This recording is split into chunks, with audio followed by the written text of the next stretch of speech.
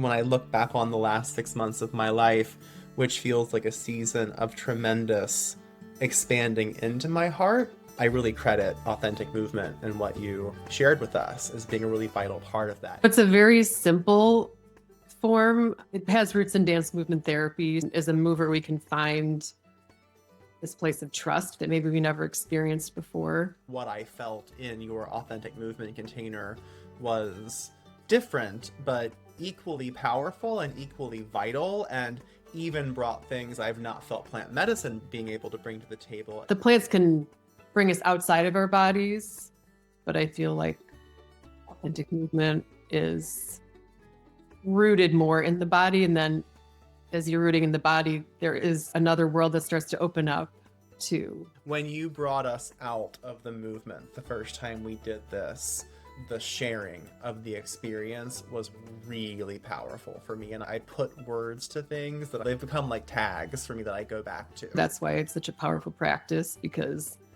those body memories are stored in a way that there are no words connected to it. So movement is often the only access point. I'm so happy to be here with my very good friend and collaborator, Jeannine Salemi. Hi, Jeannine. How are you? Good. How are you? I'm really good. Thanks for taking the time to share your gift of this practice. When my partner David and I were first approached a couple of weeks back and invited to curate this retreat, the Return to the Living Center, which is taking place in Escondido, California, coming up August 27th through 30th, one of the first thoughts I had was how lucky our participants would be if Jeannine were able to come and offer her modality of authentic movement to our participants. How long have you been working with this modality? Started 26 years ago when I was a graduate student. My teacher, Zoe Abstrai, is one of the pioneers of the form, and I learned from her and studied with her years after. So it's been a part of my life for a long time. Jeannine and I are also artistic collaborators. We produce music together, and it has been many months of her coming to visit us here in Los Angeles to work in the recording studio that she had been saying to me, I would love to offer an authentic movement session if that ever feels called for you. And movement has never been my jam. I have brain, I have words. And when it comes to my body or rhythm or any kind of just let yourself flow, that has never felt very available to me. And you hear people talk about opening the heart and feeling their intuition or what their belly tells them, and I've never had that. And being in that place, going into an authentic movement practice with Jeannine felt very vulnerable to me, and I was quite resistant for some time. But then the actual experience of receiving the work with her so quickly and easily began to open up those sensations in my body. And it's something I think about all the time. If I'm walking through life feeling disconnected, I will literally remember myself in my living room doing authentic movement with you, and it's become this access point to reconnect to this vital, essential flow and movement in the body. And it's delicious and it's juicy, and I'm so happy to be able to share it with our participants. What is it? That's a really good question. So it's a very simple form that involves a mover and a witness, or a witness and multiple movers. It has roots in dance movement therapy. So it was started by a woman named Mary Whitehouse, who was curious what moved people. Like, she was a dancer, as I am, and she thought dance was kind of limited in how people expressed themselves, or it didn't feel authentic enough to her. So she wanted to go deeper. She wanted to know what moved people. That was kind of her guiding question. And it has taken many forms since then. A woman named Janet Adler developed the form into pretty much what it's known as now, with a mover and a witness, the witness being a really essential part, because the witness is holding space for the mover's experience to unfold however it unfolds. There's no right or wrong way. And then there's also my teacher, Zoe, She was a psychoanalyst, so she had a lot of training in attachment. And so the practice informs how I work as a therapist and how I hold space for people, and also kind of the movement aspect, bringing people back to that original connection with your original caregiver and any wounds that might come up there. It's a place to kind of explore that and find more coherence and more trust in the connection between being witnessed in these places that feel uncomfortable. And so as a mover, we can find this place of trust that maybe we never experienced before. We can go back to very young parts of us that we don't have words for. That's why it's such a powerful practice, because those body memories are stored in a way that there are no words connected to it. So movement is often the only access point. And just feeling connected as a community, moving with others is really powerful. So when people are moving together with their eyes closed, there can be very powerful things that happen in a group that actually are similar to like ceremonies, or kind of an experience where everybody has kind of a piece of the puzzle. So that's a really cool part of it, to be part of a group. The way you set up the container, the way you guided us into the process, I was really able to feel some larger alchemy take over in the space. And it wasn't like I was having to think, oh God, she just told me it's time to move, like I should do something.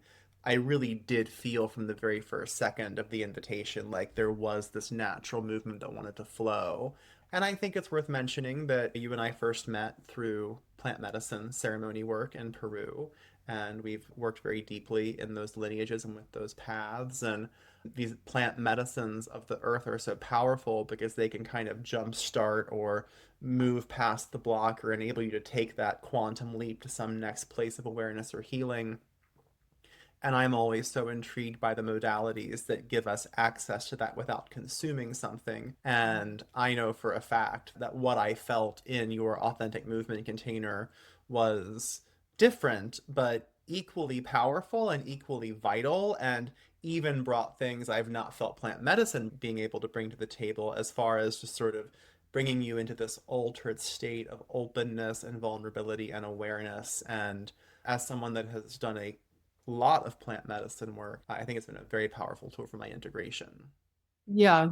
I think what's beautiful about authentic movement or any movement practice to help connect to your work with the plants is that the plants can bring us outside of our bodies and kind of weave back and forth. But I feel like authentic movement is rooted more in the body. And then as you're rooting in the body, there is like sort of another world that starts to open up too, but it's a little more subtle. Could you talk a little bit about this whole container that we are creating for this upcoming retreat? The two main events are the ritual song ceremonies that David and I will be holding, and your authentic movement workshop. Can you talk a little bit about the two in context of each other? So I feel like the song circles and the authentic movement are very complementary. Like they're both very ceremonial. The authentic movement isn't like there's no religion or anything attached to it, but there's definitely a ceremonial aspect to it, which is very, for me, very grounding. And I think grounding is a community.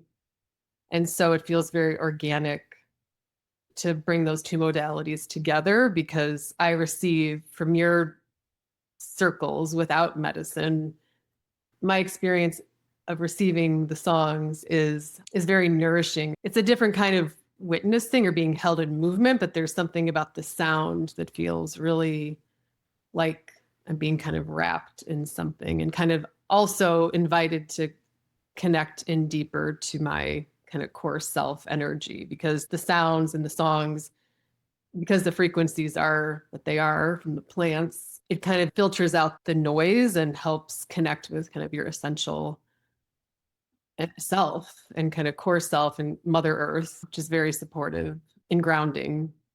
There's another modality called body mind centering that is woven into a lot of what I do. And she talks about the six limbs, which is like the head, tail, arms, legs. And then there's a limb of the voice. And so I feel like that has been kind of a trajectory I've been on for a while, is the limb of my voice. And so for me personally, the voice now feels very intertwined with my authentic movement journey. There's something in the balancing of the spoken or sung and the unspoken and felt. It's like that weaving of those two worlds really feels like it's at the heart of whatever expansion I'm experiencing on my journey right now. And I'm so grateful to you, and I'm always amused by the alchemy of our friendship because I feel like I have always represented in my life the epitome of words and speaking and logic. And then Mm. I met you, and it was like, yeah, we're not going to be doing any of that. Like, that's not going to fly here. All of your logic, all of your words, like, I'm not having any of it. And in receiving the gift of our friendship, it has been to wake up to and receive the awareness of, oh, there's something deeper, there's something felt.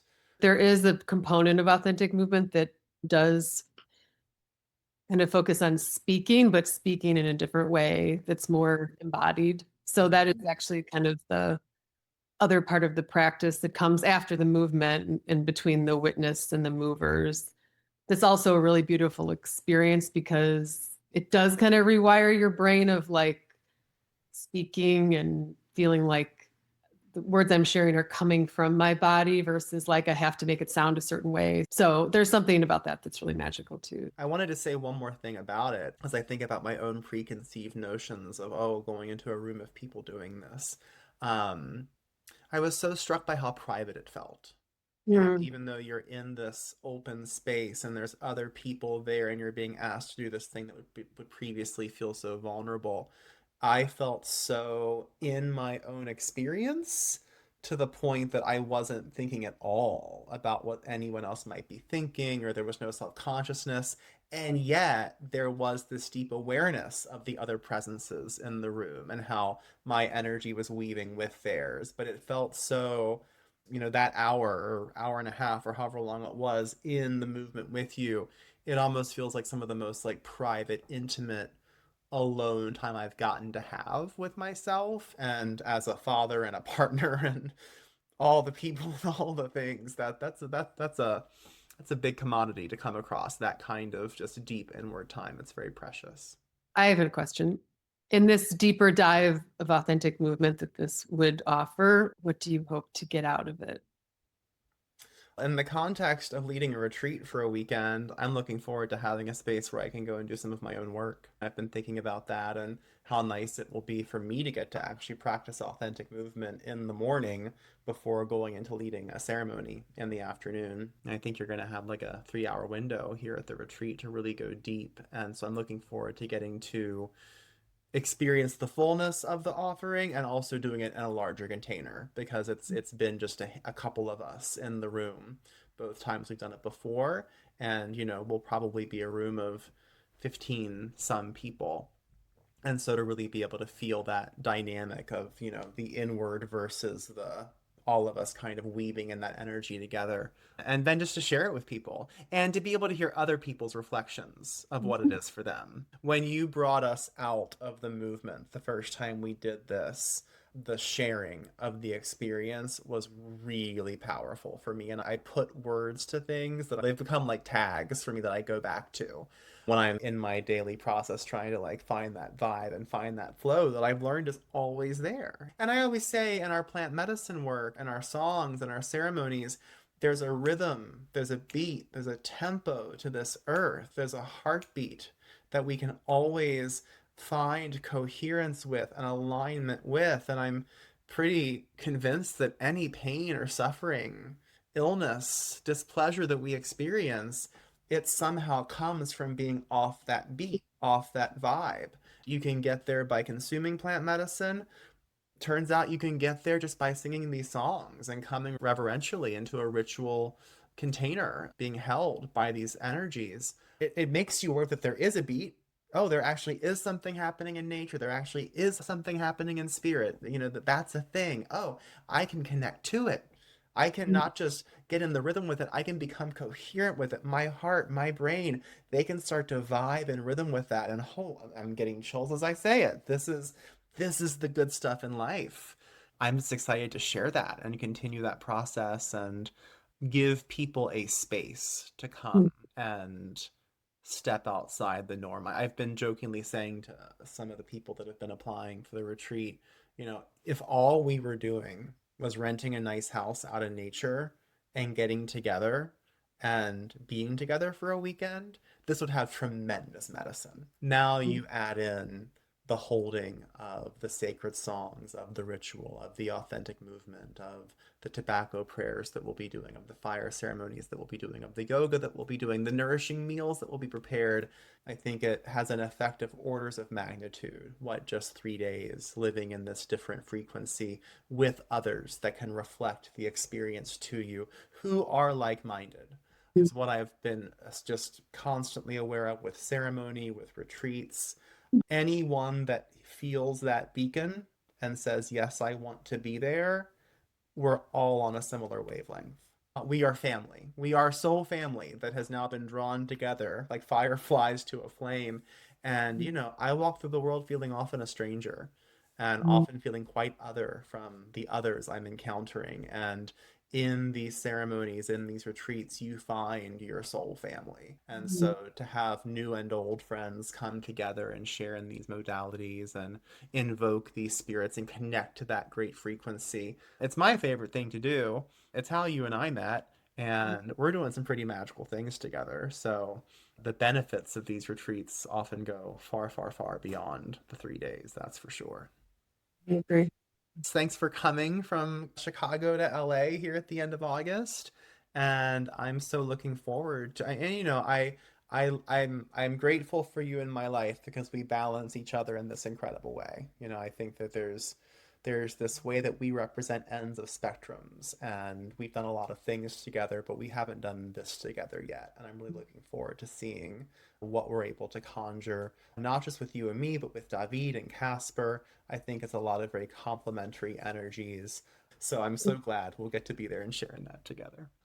I'm looking forward to it also.